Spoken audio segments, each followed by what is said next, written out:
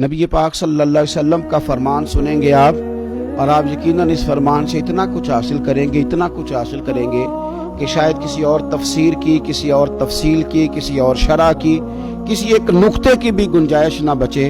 سرور کائنات صلی اللہ علیہ وسلم نے فرمایا، میں جس کام میں تمہیں آزادی دوں نا، مجھے چھوڑے رکھا کرو، کیونکہ تم سے پہلے لوگ اپنے نبیوں سے زیادہ سوالات کرنے اور زیادہ جھگڑنے کی وجہ سے ہلاک ہو گئے تھے۔ وہ زیادہ سوالات کرتے تھے، انبیاء سے جھگڑا کرتے تھے، بحث مباحثہ کرتے تھے، وہ ہلاک کر دیے گئے۔ فرمایا میں تمہیں جس کام سے منع کر دوں، حضور فرماتے ہیں اس کام کو چھوڑ دیا کرو، اور جس کام کے کرنے کا حکم دوں جہاں تک ہو سکے بجا لایا کرو۔ لیکن بحث مباحثہ اور فضول سوالات، بعض لوگ ایسے ہوتے ہیں کہ جن سے آپ توقع ہی نہیں کر سکتے کہ وہ کوئی صحیح سوال کریں گے، کوئی صحیح بحث چھیڑیں گے، وہ کوئی تربیت کا، اصلاح کا، خیر کا کام کریں گے، وہ کوئی نہ کوئی الجھاؤ پیدا کر کے خبروں میں رہنا چاہتے ہیں، وہ کوئی نہ کوئی ایسا سوال چھیڑنا چاہتے ہیں کہ جس کے بارے میں ان کا خیال ہوتا ہے جی میرے سوال کا جواب نہیں جی کسی کو آیا، وہ ایک آدھ پہیلی یاد کر لیتے ہیں اور پھر وہ کہتے ہیں جی وہ دیکھو جی میرے تو سوال کا جواب نہیں نہ دیا۔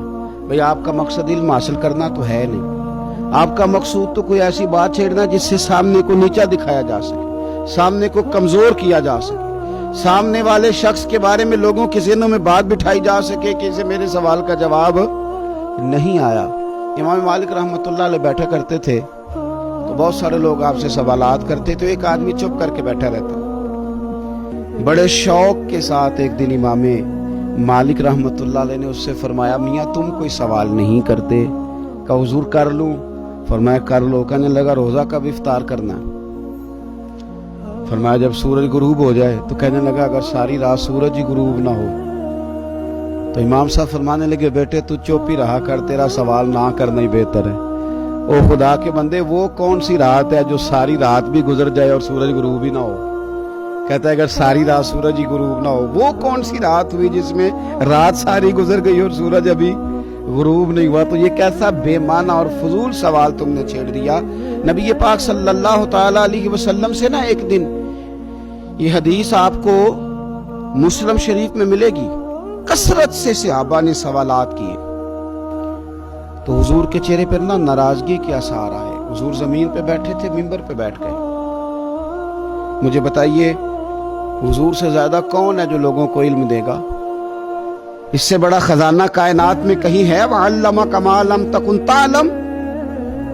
لیکن کثرت سوالات اور پھر سوال پہ سوال، حضور ناراض ہو گئے، منبر پہ تشریف فرما ہوئے، فرمایا پوچھو جو پوچھنا۔ تو حضرت سیدنا عبداللہ بن حذافہ رضی اللہ تعالیٰ عنہ نے عرض کی یا رسول اللہ میرا باپ کون ہے؟ فرمایا حذافہ۔ تو ایک شخص نے پھر سوال کیا، بلکہ دو لوگوں نے، یا رسول اللہ ہمارا باپ کون ہے؟ فرمایا جس کی طرف تم منسوب ہو وہی تمہارا باپ ہے۔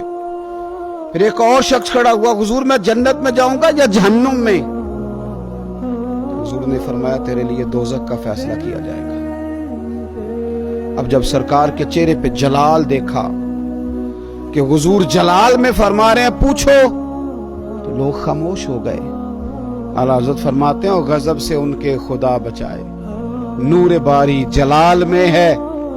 حضرت عمر فاروق رضی اللہ تعالیٰ عنہ نے کیفیت دیکھی تو اپنی یہ کوہنیاں زمین پہ رکھ دی اور ہاتھ باندھ دیے کہ رضیت باللہ ربا وبالاسلام دینا وبسیدنا ومولانا محمد نبی و رسولا۔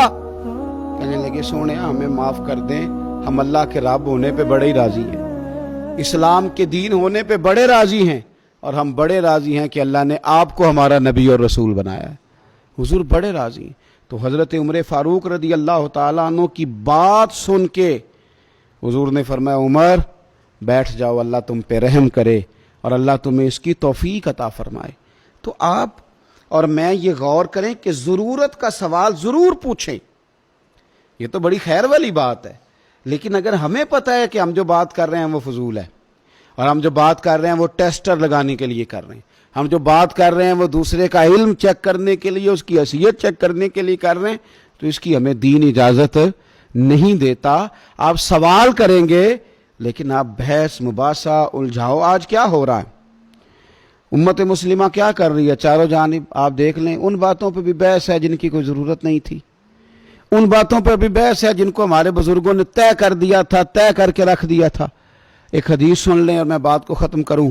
نبی پاک صلی اللہ تعالیٰ علیہ وآلہ وسلم نے نہ کیل و کال سے، مال ضائع کرنے سے اور زیادہ سوالات کرنے سے منع کیا۔ ان تین چیزوں سے بچیں، یہ بخاری میں موجود ہے۔ تین چیزوں سے بچیں، کثرت سے بحث کرنا اور اس جگہ مال ضائع کرنا جہاں لگانے کی کوئی ضرورت نہیں تھی، اور بلا وجہ سوالات کرنا۔ علم سیکھنے کے لیے کرنا خیر کی بات ہے، لیکن فضول سوالات کرنا، ان تین چیزوں سے حضور نے ہمیں منع کیا۔ اللہ تبارک و تعالی ہمیں حسین دین کو حسین طریقے سے اپنانے کی توفیق عطا فرمائے۔ آمین۔ آخر دعوانا ان الحمدللہ رب العالمین۔